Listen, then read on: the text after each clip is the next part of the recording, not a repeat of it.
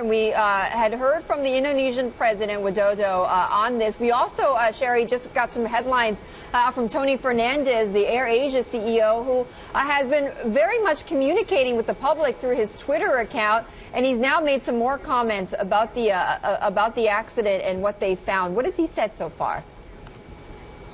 Well, right now, Tony Fernandez, he's just telling the public that this is a terrible moment for him and AirAsia. Of course, he's the founder of the airline that hasn't had a single accident, a single fatality since it was founded back in 2001. Now, Fernandez is known to have a rather flamboyant personality. Well, he's taking a very, very serious tone now, saying also through his Twitter account that words cannot express how sorry he is and that he will do whatever he can to support the effort, the search and rescue operations going on in Indonesia, now turning into a recovery effort, Betty.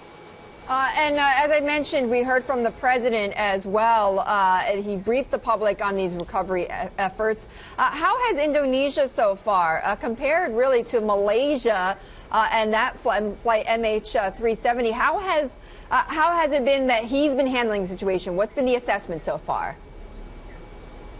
Well, Indonesia has been leading the search and rescue operation, which, as I said earlier, has now turned into a recovery effort. And President Widodo just pointing that out. They're now focusing on recovering passengers, crew members. Widodo says that more ships are heading to the crash site and that they will deploy the assets needed for a massive recovery effort. Now, Widodo has been on the ground. He's trying to talk to relatives in Surabaya, where he just gave a press briefing to the public there. He has been getting, though, help from neighboring countries as well, the United States, China, Malaysia, just some of the countries contributing ships and planes. Of course, all of these countries here in Asia having some experience from those Malaysia airline crash that happened earlier this year. Now, Indonesia media, though, has been criticized for its coverage of the tragedy.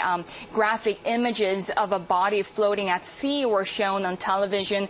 Relatives in waiting areas saw these images, and some reportedly fainted and had to be taken to hospital. Now, the bodies that are being retrieved from the crash site will be sent to Surabaya, where the president is now for identification, and officials there will give an update on the recovery process tomorrow morning.